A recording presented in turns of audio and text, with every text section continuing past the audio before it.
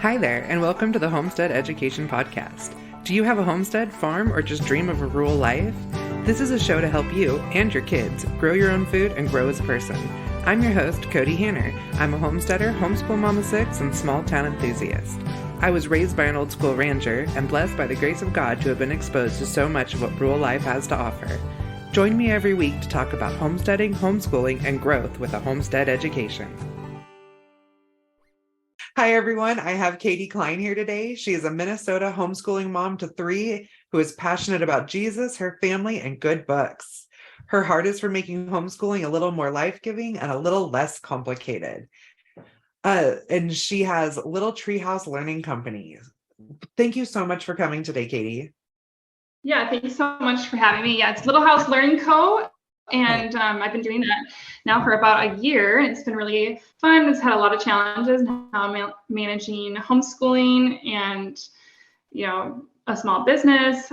You get that. Mm-hmm. So it's been really life-giving, though. It's so fun to be a part of the homeschooling community at large, especially in this day and age of having an internet connection. It just feels like I have hundreds of homeschool friends. So yeah. Oh, I understand that one. In fact, my last interview today, her and I just both were like, wow, we just needed a good laugh. Most of our interview was just chatting, and she's planning a conference next week. And so it was, we both needed like that, just release it out a little bit. So I definitely understand how you feel you have hundreds of friends online. Yeah, it's so fun. I sometimes feel sad for homeschooling moms who were the pioneers, where you maybe knew a handful of other people in your church community or your neighborhood, and that was it. Especially people who are rural and stuff. It's just, I feel really lucky to be homeschooling in this day and age, and just to have all of the resources and community that are literally at our fingertips. Yeah, I feel like I would have never been able to step into some of the things that I have, both professionally and mentally, had I not had, the resources that we have today and the connection that we get to have. Yeah, it's a gift for sure. I was kind of joking this morning. I said it's really ironic that technology is helping us reach back to our traditional roots. Right? And just like to reconnect us to a movement that I think could have died out had there not been people, putting that online. I'm really thankful even for kind of like this internet pioneer of people who were like, let me share what I know and let me, expose you to this beautiful way of life. And it's totally different from the norm. And I don't know, I feel really grateful just for all of the primarily women who have like gone before and championing for their family and just said, let me share this wealth of goodness and information. Yeah, I feel you. So, have you always homeschooled? Yeah, we kind of fell into it. We live in a metro area. And when my oldest was preschool age, we had just cut our income in half when I became a stay-at-home mom. And in our state, preschool isn't free. Some states near us, it's like free for anyone who's of age. And it was really expensive. And I just was like, he was a child who was late to sleep through the night. And so like when he was 3, I was like, he's been sleeping through the night for like 6 months. Like he feels like a baby to me still. I don't feel like he's ready to go off to preschool. We don't have the financial resources for it. And so I just honestly started Googling. I had a newborn, and I can remember like nursing sessions and just on Pinterest pinning all these blogs for like preschool activities. And that is like what led me into this, wormhole of homeschool resources and ideas. And I feel like I started following some of those people, those internet creators. And I was like, wow, this homeschooling looks totally different than maybe what I thought it was, or what I was exposed to in like the early 90s. And I was like, well, to start with preschool and see how it goes. And so I put together like a little preschool activity booklet that has actually now become my preschool curriculum. It's called Let Them Be Little Preschool. Mm-hmm. And then by the time he was in kindergarten, he would have gone in the fall of 2020. And so we just were like, you know what? Yeah, that Like, would if there's ever a bad time to start kindergarten, it would be now. And so we're like, let's just keep homeschooling. And now we're in love. And I don't think, we still take it year by year, but it's just so great. The benefits are incredible to our family. So we're kind of in it to win it at this that's point. wonderful. We live in a really rural area where I was like listening to you talk about preschool for a second there, and I'm like, why was she so interested in preschool? And I'm like, oh, we don't really do preschool sometimes in really rural areas. They definitely are an option. They have almost like a daycare type setup. Yes. And like you said, for some families, they can be free. My older kids went to preschool because I was going to college at the time, and basically I needed daycare. So I chose a preschool over a in-home daycare. Yeah.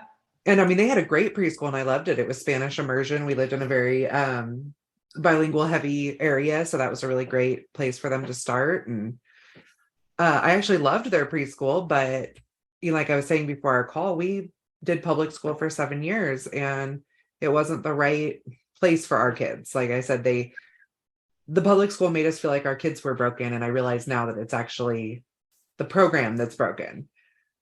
And so, yeah, like my little ones, they're 3 and 5. My 5-year-old, he at 2.5 was like, Mom, I want to start doing school. Like, I mean, he had very good language. Yeah, let's do it. And he's been doing school. I mean, we did preschool. Now he started, kindergarten, homeschool curriculums, and he does co-op with the older kids and loves it. My 3-year-old still like doesn't talk and bites. So like I would have never thought to send him to a traditional preschool. Like we would have got sued or something.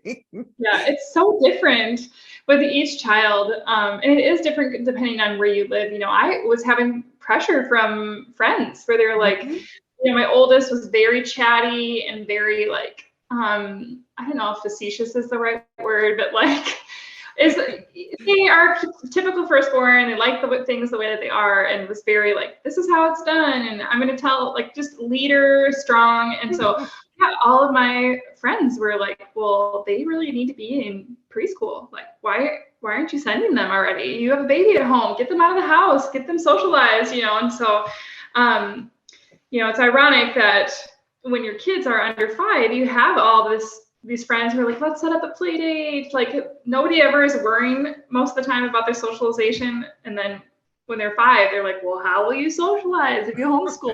So there's a lot of irony, I think, in the whole educational system and in kind of what we were taught to believe is good or best or healthy for our kids. And I think the longer we as a family are outside of that system, the more our mind feels like it expands to like, what is education? What is socialization? Like what is health really? And then we can, I think, examine those from a different perspective and really try to weave those into our family culture. Yeah, that question of just what is education at this point, and our kids, I mean, we're in a season of life right now where we haven't done official homeschool in probably 6 weeks. Yeah. We haven't sat down at the table and done school. It's those doldrums of the winter, man. It really is. And, like we just spend a lot of time schooling in the winter and we spend a lot of time schooling in the summer. But in the springtime, we're starting seeds. We have pigs farrowing. I mean, we're a farm. Yeah. For right now, I have my conference schedule. In the fall, it's harvest and hunting season. Yeah. We don't do school during that time. And my kids are very educated. Yeah. Just because they aren't like sitting at the table. It's amazing what kids can absorb when they're ready and when they're interested, what they can absorb even when they know they can take a break, when they have that autonomy to say, oh, I want to move like how I'm sitting, or I want to move rooms, I want to have a blanket, like all of these things that you don't think about. As adults, we can say, oh, of course, if I'm working from home, I want to be in comfy clothes, I want to be in a comfortable place, I want to have snacks and a drink, and all of these things we can say that is my ideal, like way to work. But then we look at what we set up for children in our traditional school setting, and it's very opposite of that. And so, I mean, when you go ahead. Can see here behind me, I have a giant office. I mean, of course, I run like my shipping company basically out of it, but it's still a really nice size office. I do a lot of my work in here. I do all my podcasts, my budget type stuff. I do my shipping. You can see my exercise bike where I sit on there and read. I pedal too, but some, but when I'm writing my books, I do that in my recliner chair with a blanket and a snack, and half the time a toddler in my lap. Right. Because that's where I'm comfortable. Mm-hmm. That's we have one kid who he can't handle like being in the living room if the TV's on or his brother's watching something on a tablet or something. He can't do it. So he does have to sit in the kitchen with his back to the living room, because otherwise he would just be all over the place. Yeah.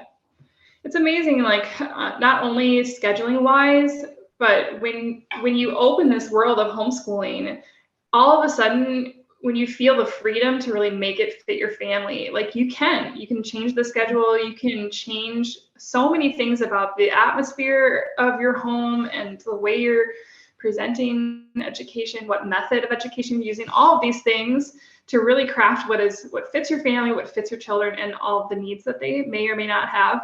I feel like it's such a privilege and a luxury to even have people who said, hey, you can do this, where it's like, oh, I guess I could, Yeah, it's amazing how different homeschools can look too from each family once they find what works for them, and then 6 months later you're changing it for a different child. But like that's kind of the cool part about it, is just the flexibility and the freedom that you have.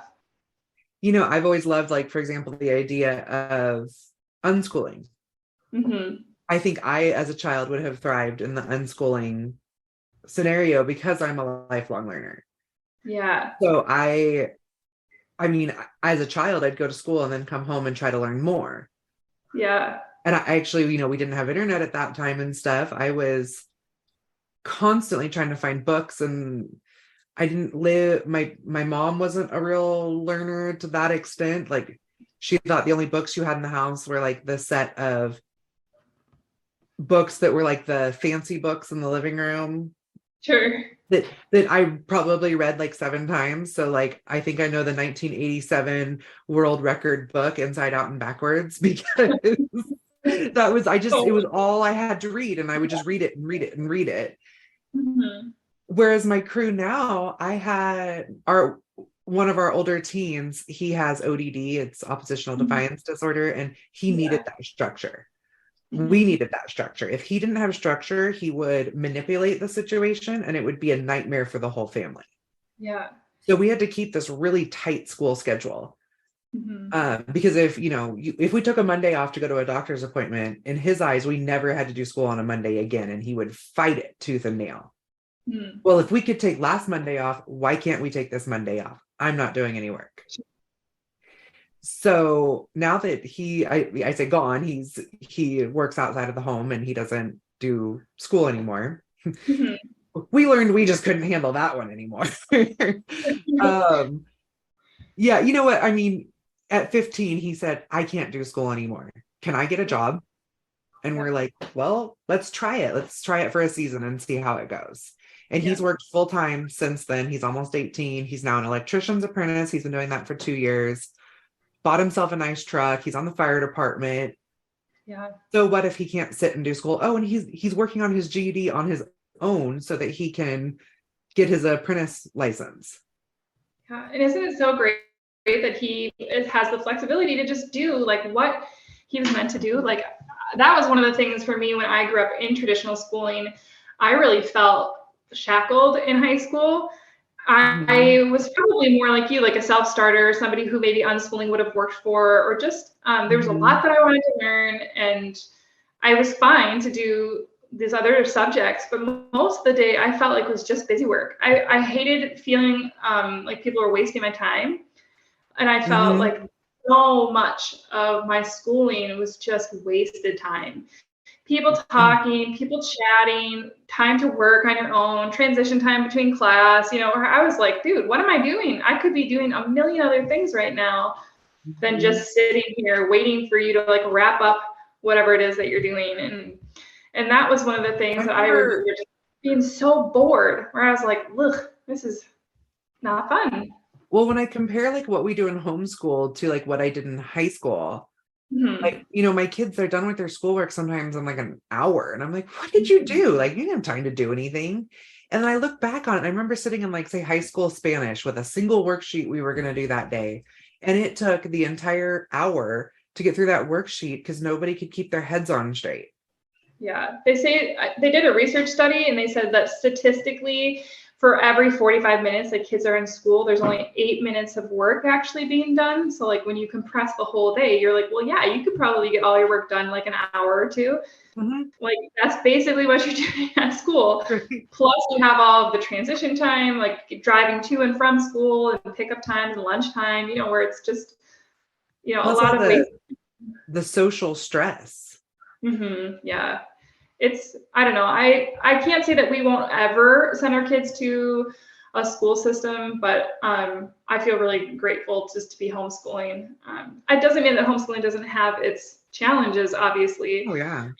And there's a lot of families who get into it and they are like, oh, this isn't what I expected. Or they choose a method of homeschooling that maybe isn't a fit for them, not realizing that it's not a fit for them. And then they're like, oh, why isn't this working for us when this is working for my best friend who recommended it to me?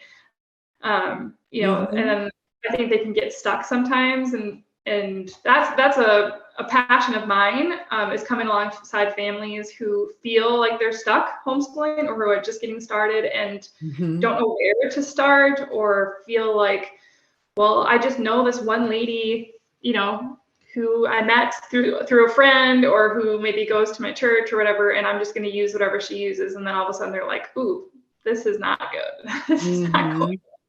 And so I think it's something that you love.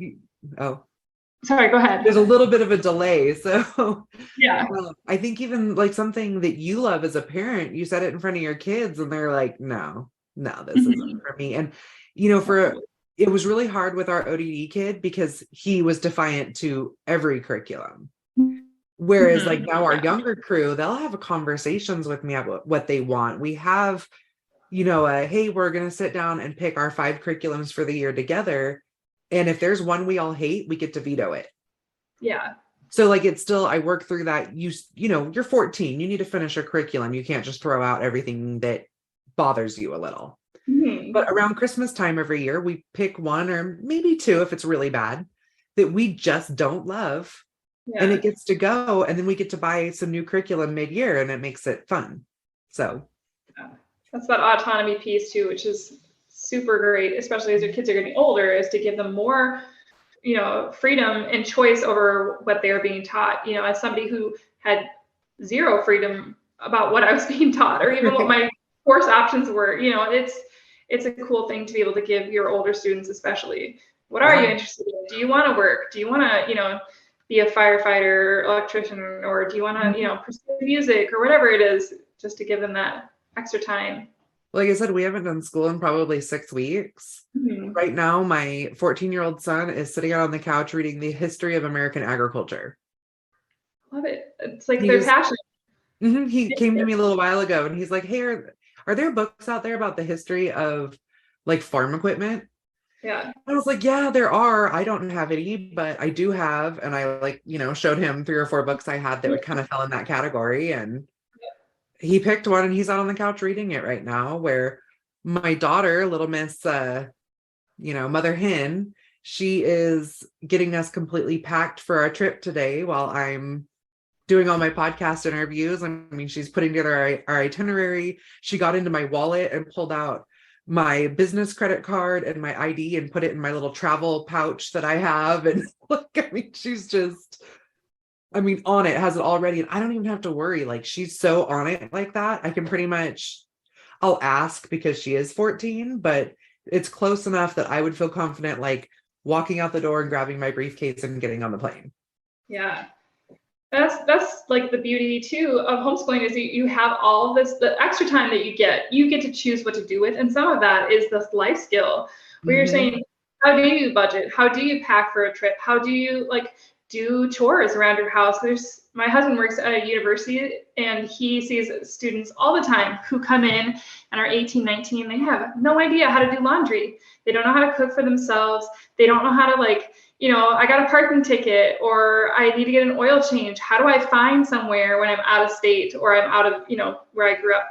All of those sorts of things, some of that you still have to learn like outside of homeschooling, but you do have a lot of life on life that really happens, plus Mm-hmm. your kids get to see seasons of like, hey, we're moving or we're having a new baby, or this is what it looks like to go through a season of grief or mental challenges and illness. There's all these different things that our kids will likely experience in their adult lives, and to be able to give them the gift of saying, this is how you navigate as an Mm-hmm. adult, and you get to get a front row seat and get your hands dirty in figuring out how to garden and how to, all these different things. So Well, it's I think, cool. you learn a lot more about your kids too. I mean, some of it, and, you just learn more about who they are as people and have a different relationship with them. But then, like you're talking about that, self-sufficiency piece, which I'm actually writing a book right now called The Self-Sufficient Child. And it's, just even things like I was driving to the grocery store the other day and I said, hey, when we get there, you just, well, all we need is a gallon of milk. So here's the debit card, go grab one. And my daughter goes, I don't know how to use a debit card. Mm. Oh, so yeah, you're going to do that now.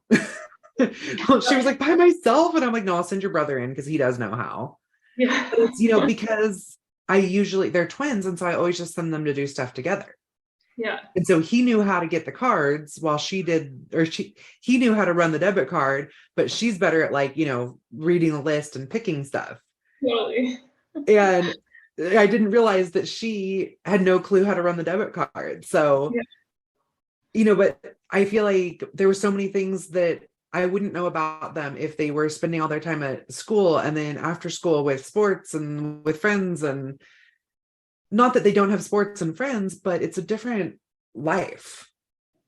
It really is. I think that's something I didn't realize either until, we're at this point of homeschooling is, I had a group of friends that maybe were in like MOPS together or, some kind of group when my kids were, especially my oldest was little.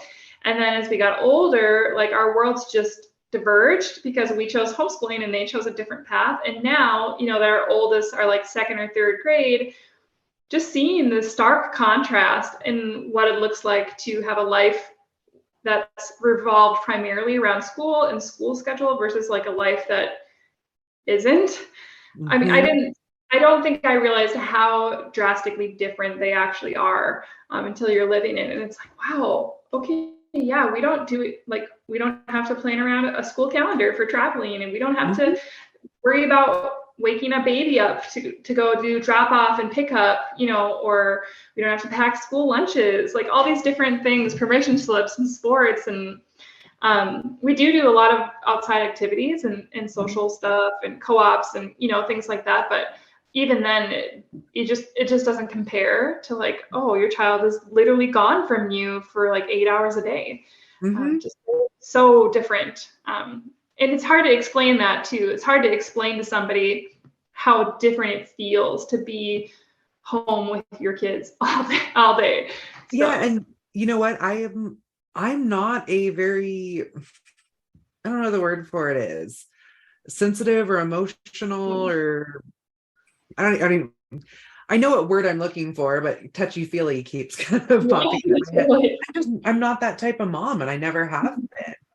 And when they were in public school, I just, my kids are gone all day, whatever, like I couldn't handle them home. And then when they actually came home, there was a different type of stress, but the relationship I've built with them, and I'm still not a very, gosh, I wish I could think of the word that I want to say, like, I don't want to say I'm like not a connected mom, because I'm a connected mom, but I just don't have those. I'm just not like that. Yeah. And I thought that for me, that meant I wasn't going to have that type of relationship with my kids. And I just kind of, to some extent, accepted it, that that's just part of who I am. And then bringing them home to homeschool, I realized that we could have an amazingly close relationship without me being a affectionate, that's the word, like an overly affectionate mom. Mm-hmm.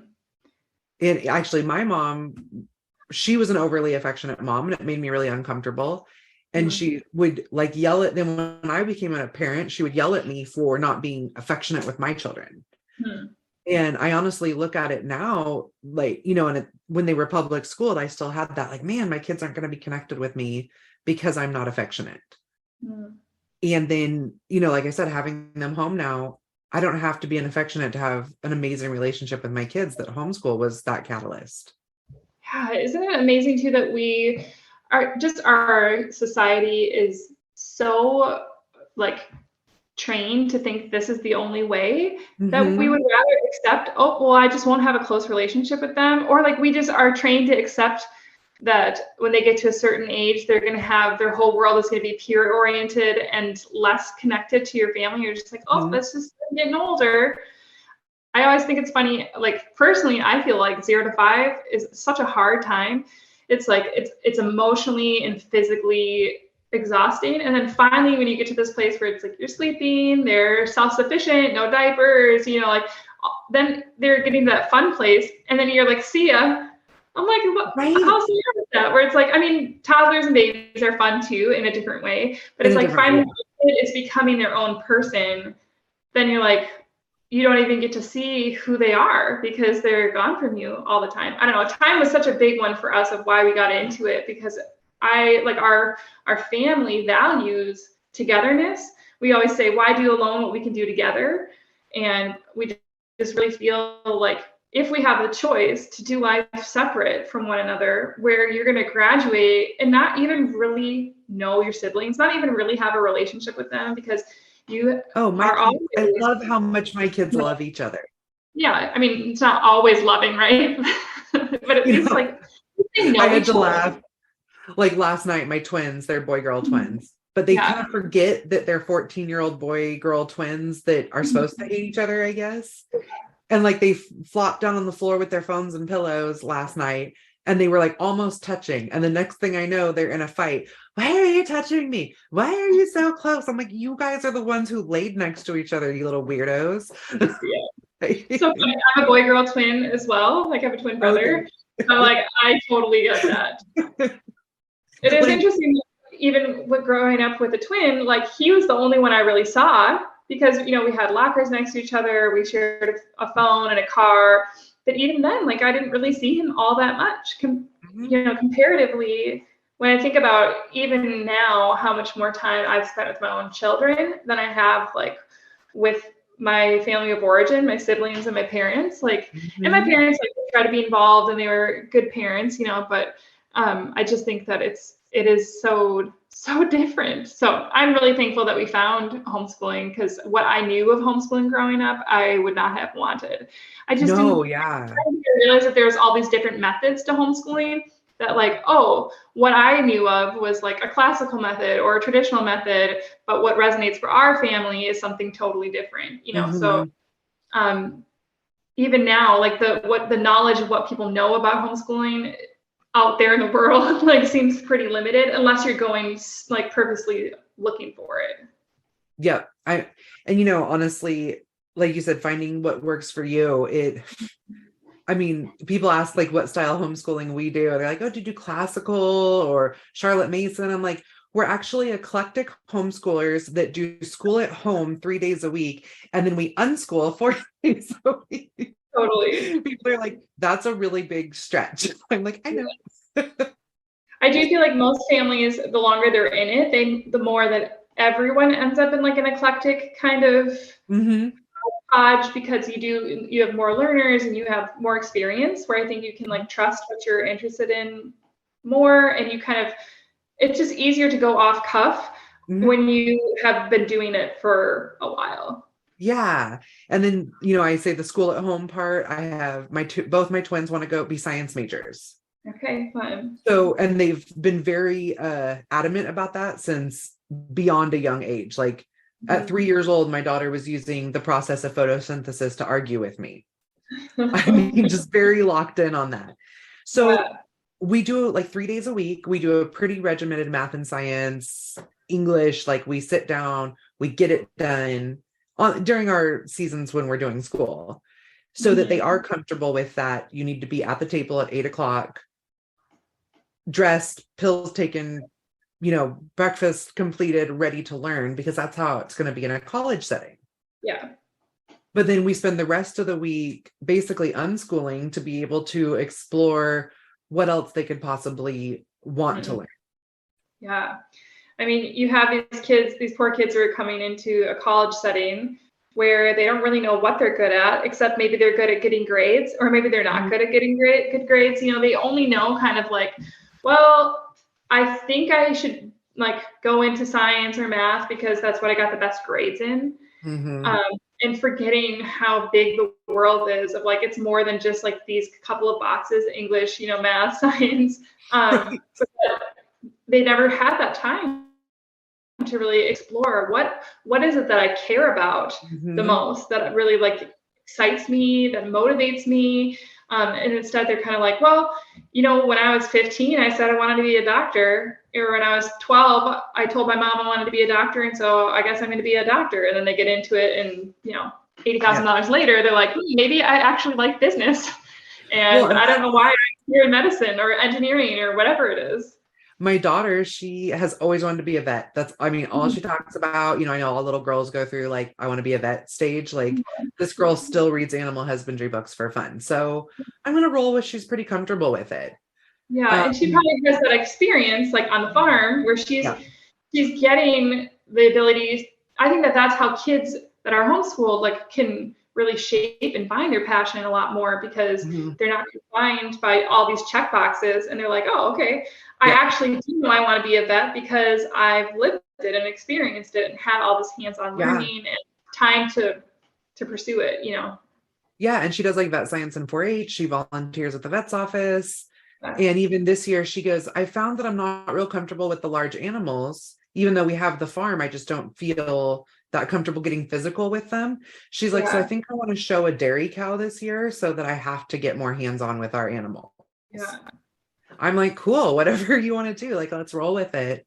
But then if you ask her what she's going to major in college, she's like, I want to go pre-vet, but I want to focus a lot on biology and maybe do a minor in ag business.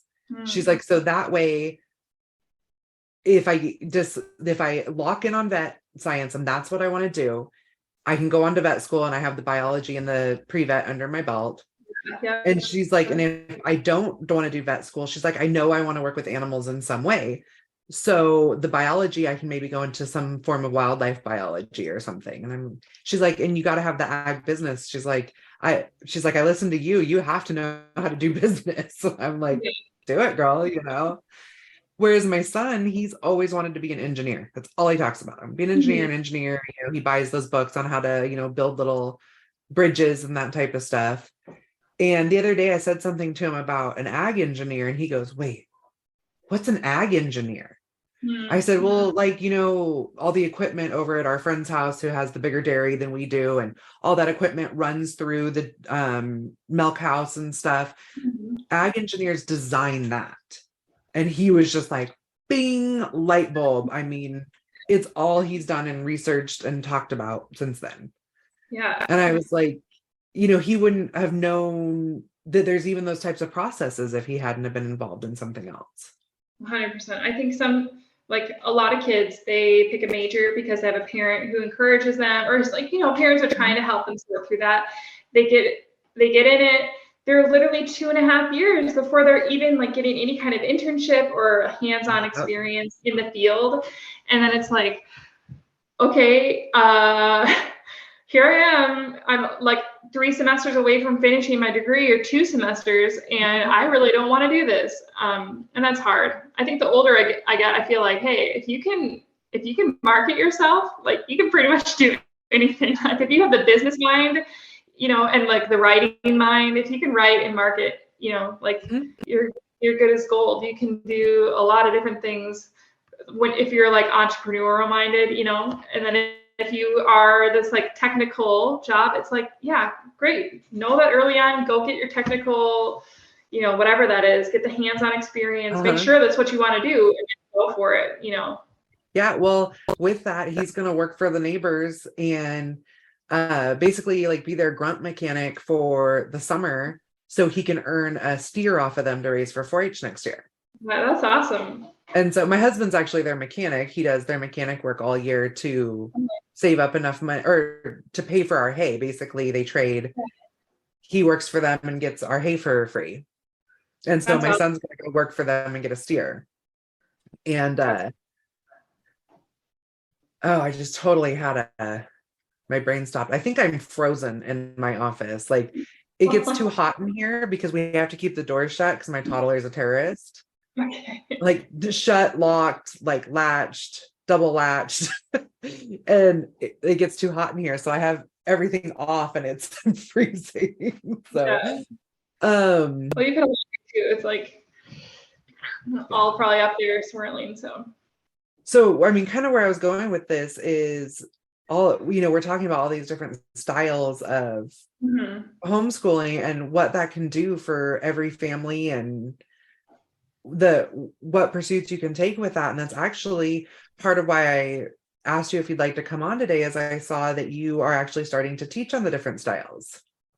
Yes, so I have a course called Homeschool 101. And the course is meant for families who are wanting to get started, but honestly are just overwhelmed.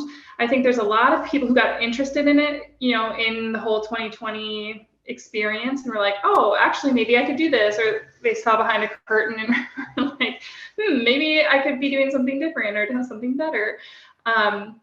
But then they get into the Google search of how do I homeschool? And it's incredibly challenging to navigate between not only all of just the avenues for information between podcasts and blogs and YouTube and everything, but also it's difficult to navigate between all of the product, marketing placement, where you have somebody who's saying, oh, this is the best curriculum. I love this curriculum. Here, let me show you and tell you all about it. And you find out, oh, well, they're actually like an affiliate or have some sort of monetary, marketing attachment to the product. And so is this product really good or is it not?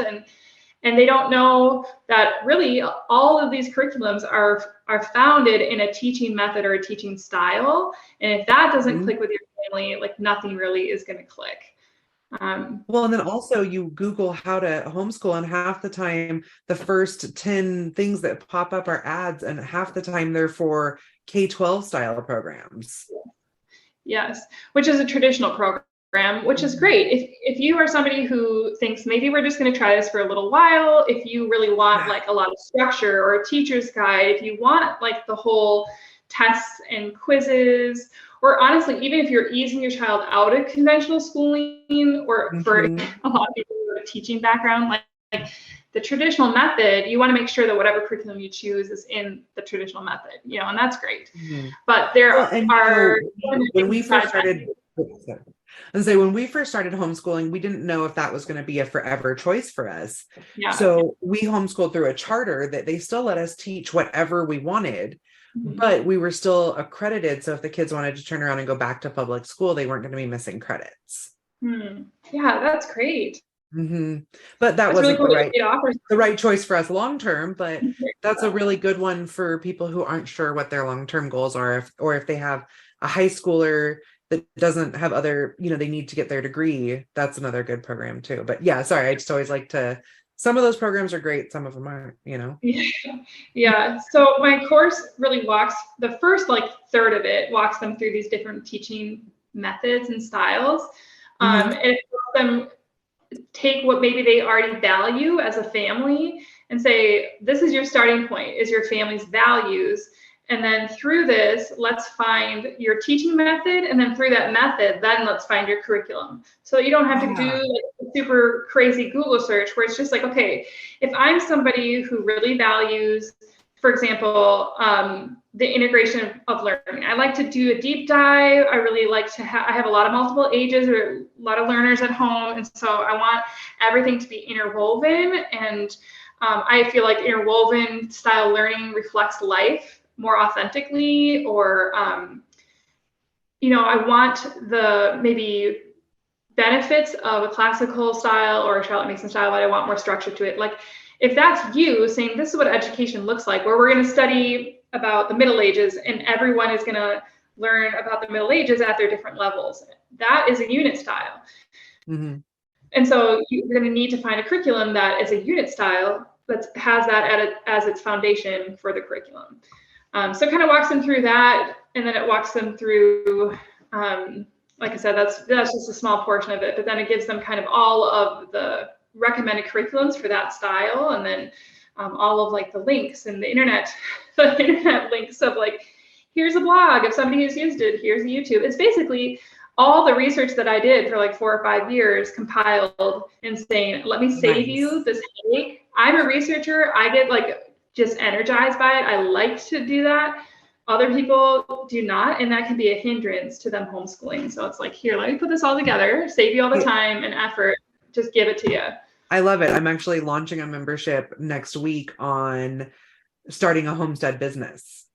Very cool. And it's basically the same ideas. I've done years of research. Let me just put it all in one place for you. And but yeah, I get what you're saying, where it's hard with the affiliate programs. And there's some times where affiliates are great. Honestly, my curriculum, I have some wonderful affiliates. Mm-hmm. But a lot of them, I know where they're coming from with it. And I cultivate, I have a handful of affiliates that have maybe only earned one commission off me. I have a few that I cultivate and work with regularly, and I even share their stuff back on my page because, one of them did a beautiful flip through on my book and talked about it. She is a homesteading homeschooler, and that's what she does, and she did this beautiful flip through on my big book. She did a reading of one of my children's books. It's beautiful. I share it back to my page. Her people get discounts. Yeah. And I just write it off as marketing because she took the time to do something I don't have time to do. Yeah, and when somebody genuinely loves it, it's great for them to share it, But it is hard to cultivate that. Yeah. And then at the same time, there are the ones, like I said, I click on it and I'm just so, you can just tell they're like, these are all the best curriculums. Then none of them make any sense together. And you're like, that. And I mean, my house phone is ringing, which it never rings. And I'm like, why is my family not answering that? Right. I love that you still have a house phone. Yeah, it's a safety thing up here because we lose power a lot. Sure. Yeah. And also, it's the ranch phone. Yeah. Because we don't have service at our barn, and so I can have a line up at the barn. Oh, nice. Yeah, which is nice when you have to call the vet in the middle of the night or something. Yeah. So yeah, like I said, being an eclectic homeschooler, I see, a lot of times, a lot of curriculums don't make sense, or I will suggest curriculums on my page that are sometimes, hey, this is everything we tried. Some of them are great, some of them haven't been. Or this is why this didn't work for our family, but this is what they do, and it's still a great one. But then you go to some, blogger type websites, and they'll have a list of all the ones they think are the best. And you're like, why are you saying that 5 different math curriculums are the best? Oh, that's why. Yeah. What's hard right now too, like what I've seen in my research is that there are, like right now, Charlotte Mason is a method that people are interested in. There's a lot of people who are blogging or Instagramming about Charlotte Mason, and it sells. And so you have somebody who's making a curriculum that actually has nothing to do with Charlotte Mason's method or philosophy of education, yet they will tack her name onto it because it sells. Or they will, like, so Charlotte Mason is a method that is like rooted a lot in literature and rich ideas. So the premise is like a lot of subjects, short lessons, it focuses a lot on the beauty subjects of like art and poetry and composer and hymn study and whatever. But there's a lot more to her method when it comes to like narration and dictation and these styles of learning. How much time she believed children needed to be outside. And totally. So there's all these elements to her philosophy. Well, you have somebody who is maybe creating a unit study that has art in it or poetry in it or has like a lot of books, and they're saying, well, here it is, this is Charlotte Mason. And Charlotte Mason would, her method is like, no, you don't make the connections for the child, put it all together and say, this is what we're learning about. Or, we're learning about spiders this week. You present all of these ideas and the child, retains and grabs onto what they're learning. So there's some of that too, where, everybody's marketing themselves. It's a great angle, but also like very challenging for families who are just getting started. And then sometimes they choose what they want, and then all of a sudden they're in a place where they're saying, wait a minute, well, why doesn't this work for me? Because so-and-so on Instagram or so-and-so's blog or so-and-so that I know, they said this is the best, and it's not the best for us. And then they feel like failures. They feel like they want to quit and put their kids back into school, or it can be very demoralizing, and it can be just sucks the life right out of your homeschool if you're not within your wheelhouse of like what really works for you and like what is matching your ultimate goal for education. Yeah. Well, and, if like with Charlotte Mason, if you read what the definition of Charlotte Mason is, and then you go, that's a good fit for my family, and then you buy something that says it's a Charlotte Mason curriculum and it's not, you could feel totally messed up and then end up trying other curriculums that don't work for you, spending more money. Totally. The money thing too. Yeah. The money thing, like, oh my, and even from where I sit, my curriculum is expensive. But you know what, it doesn't fall outside of what another like high school full year science curriculum would be. So I don't, it's not like it's outrageously expensive. But I have to look at that as, I've put, 40 years of agriculture experience and small scale farming into my curriculum, along with the time it took me to write it and printing and the programs I needed to do it and so on and so forth. And if you are a homesteader, a curriculum like this, or any type of, farming, or if you need a curriculum that's a health curriculum or something like that, this is going to fall into that. That's going to make a kid excited, and it's worth it. And that wasn't necessarily just a plug at me, because I spent $300 on a science curriculum one time because I had a kid who wasn't interested in science, but he was really interested in law enforcement. So I bought him a $300 forensic science curriculum that I still had to print everything out and like do it all, because I knew that this would be a good fit for him. Yeah. Whereas like my little guy now, we do a Good and the Beautiful, and it might have even been one of the free ones. I can't remember at this point, because we could print it out and he just gets to look at pictures of the mammals and we talk about them, I mean, it's that every kid is different. And if you're not fitting into the right curriculum, you could end up spending a ton of money on what everyone else says is the right one. Yeah. And it is so easy to lose our confidence and like lose our way, really, as soon as we encounter difficulties in that first 2 years of homeschooling, it's like, what am I doing wrong? Like, why isn't this working? And then you see all these other people who are so confident in what they're doing, and you're like, it must be me, it must be my kids, it must be my curriculum. What is it? I don't know how I made it through those first 2 years.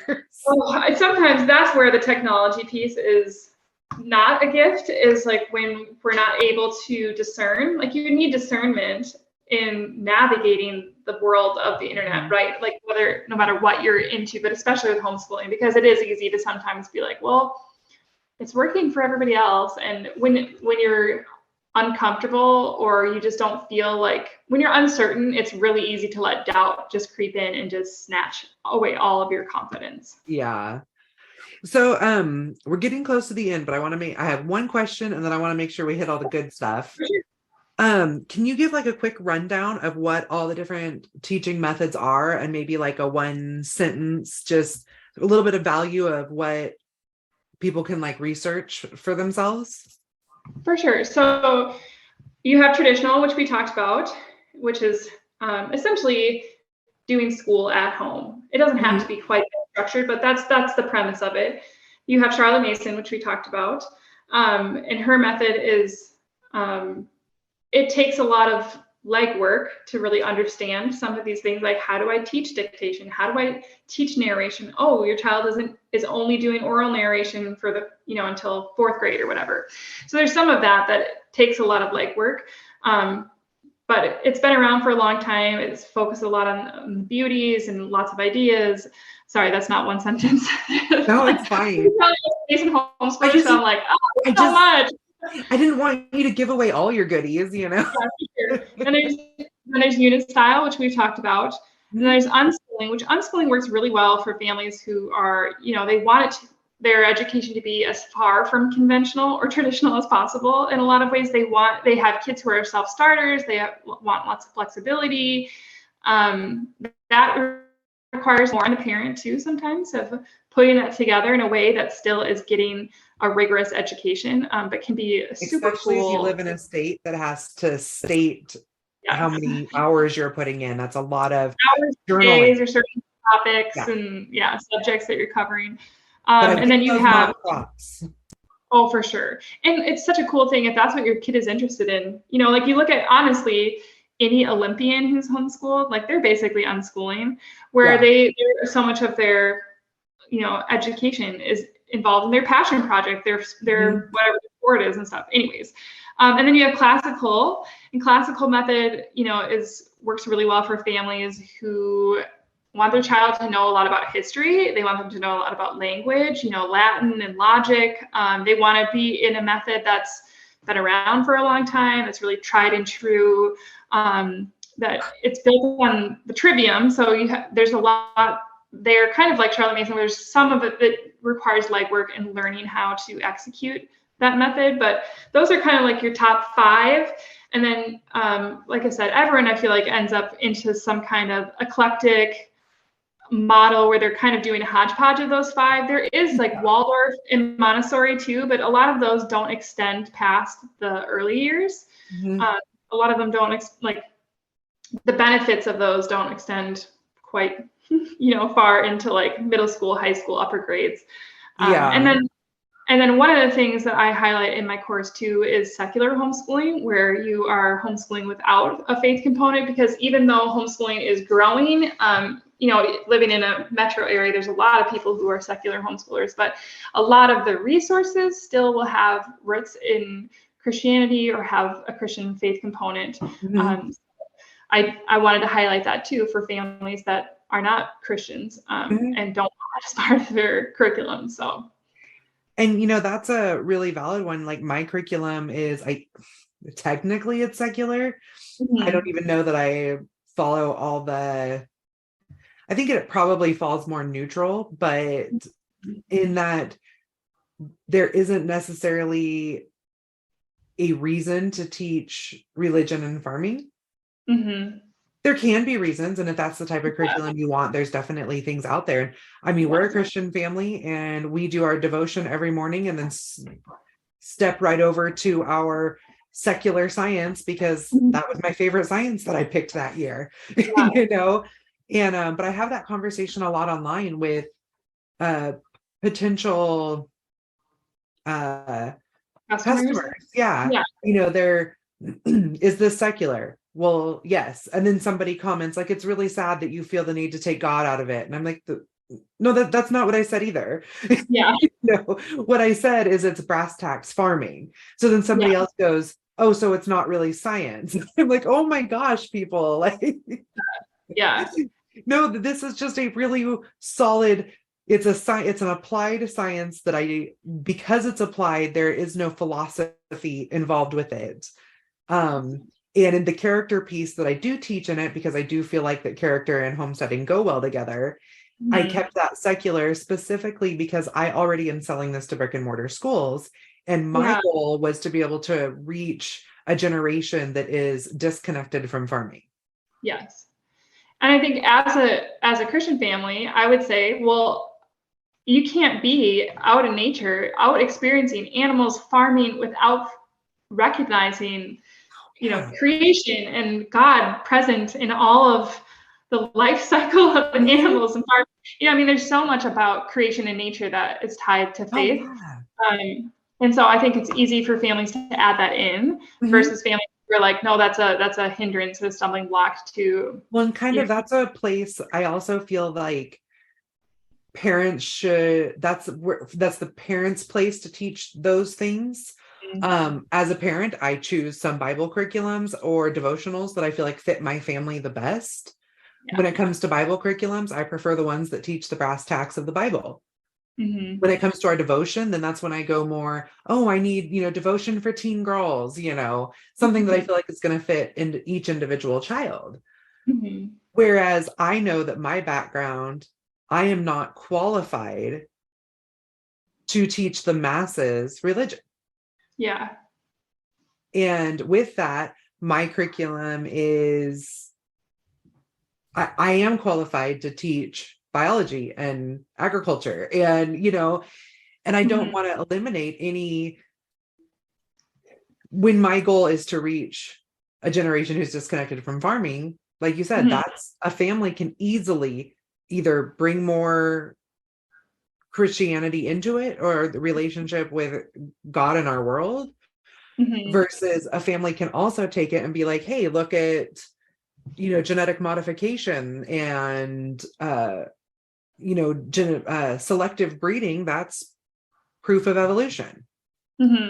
That's their choices. And being a scientist, I can see both sides. That doesn't mean I believe both sides, but I can also see in my writings where anybody would be able to teach it. So, I mean, I'm not just coming from that angle. I feel for a lot of other curriculum writers who have to fall into some window or feel like they have to fall into a window.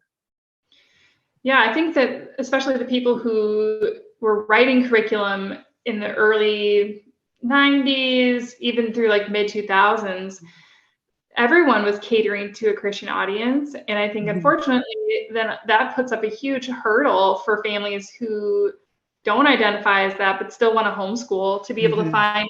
And then what's out there is maybe not as quality, hasn't been around for as long. And so that's a bummer when it's like, oh, you're missing out on some really quality materials because they put faith in there. Or even to say like, yeah, I hold the same faith as this material, but we express it differently, or we don't want to highlight, like overly highlight some of the things that were really popular in culture, like purity culture and apologetics and stuff like that, where it's like, no, our faith is like, we also want to talk about other things besides, just like X, Y, and Z, whatever that topic was of that time period. Every once in a while, I run across, let's say a history curriculum that's a Christian history curriculum.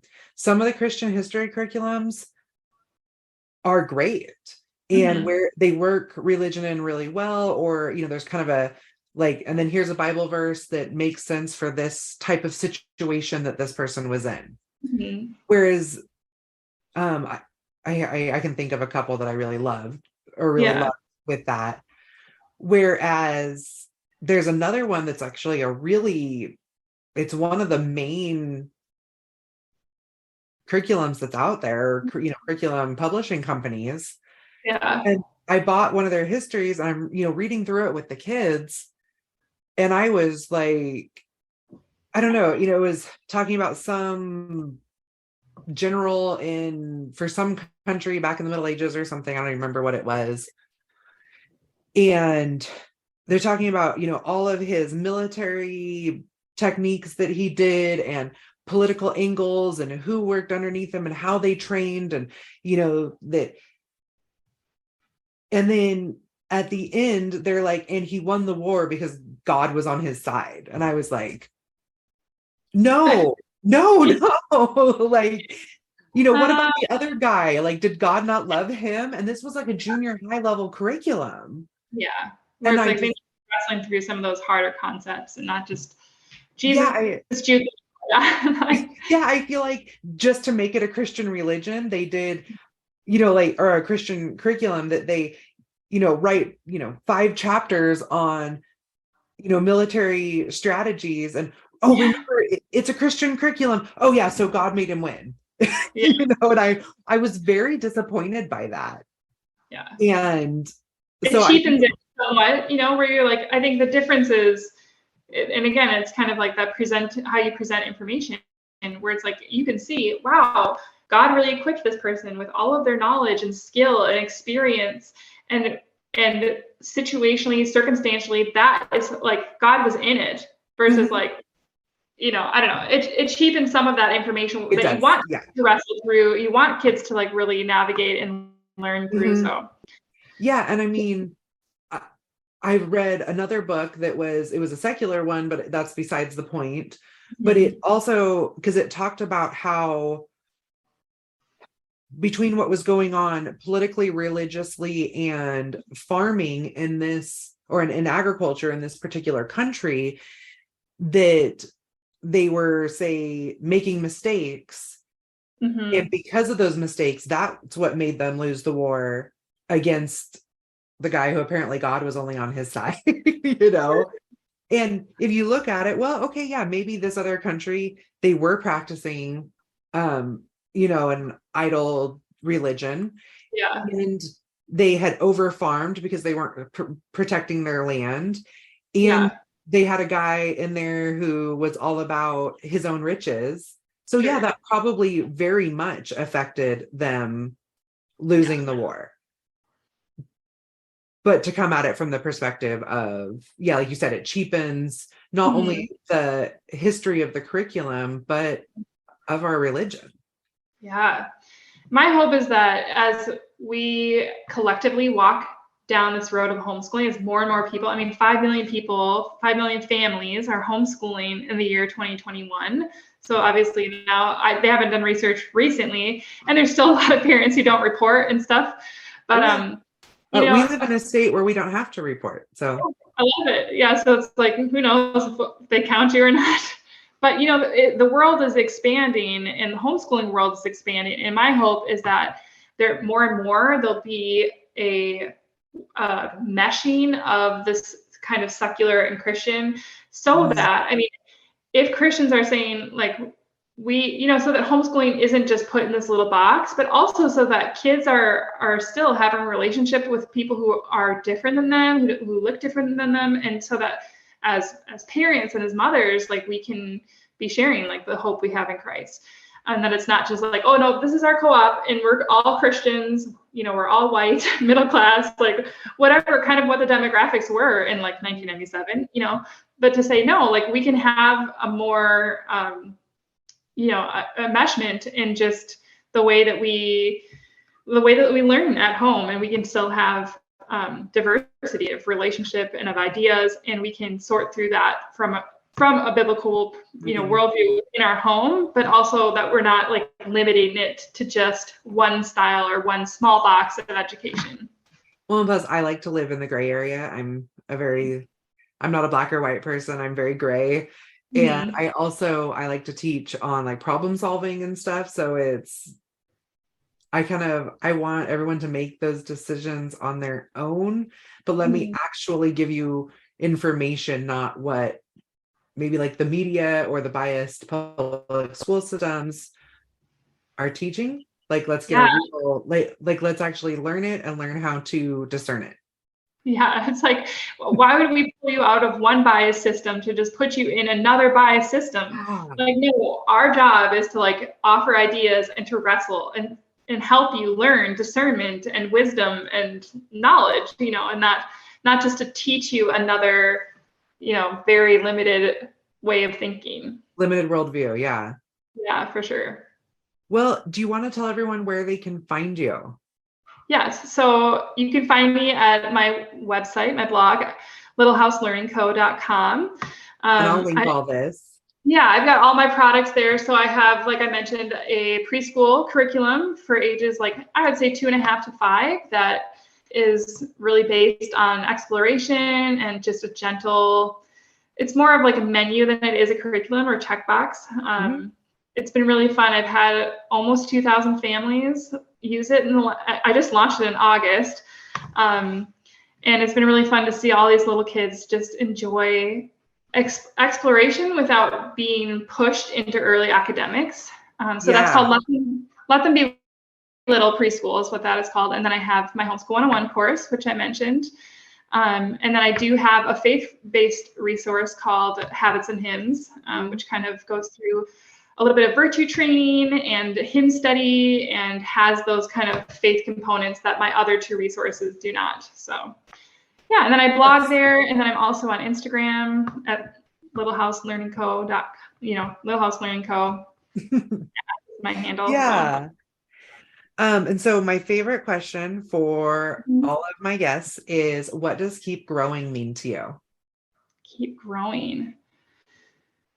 I think that I am a learner by nature, and so keep growing is just, it means a lot about lifestyle and just that there's always more to learn and there's always more to explore, and there's always more people to understand and perspectives to listen to. I think keep growing is a great motto to live by, man. That's the theme of my podcast, is grow your own food and grow as a person. Love it. So, all right. Well, thank you so much for joining me, and everybody make sure that you go and check out Kody, because I love that she's giving us the information that we need to sort through this plethora of information. Thanks so much for having me. Thank you. Thank you for joining me today at the Homestead Education, and I hope that I have given you something to think about this week. To help others find me, please comment and leave a review on your favorite podcast player. You can also follow me on Facebook at the Homestead Education and Instagram at Homestead_education. Do you have questions that you would like answered or just want to say hi? Please email me at hello@thehomesteadeducation.com. Until next time, keep growing.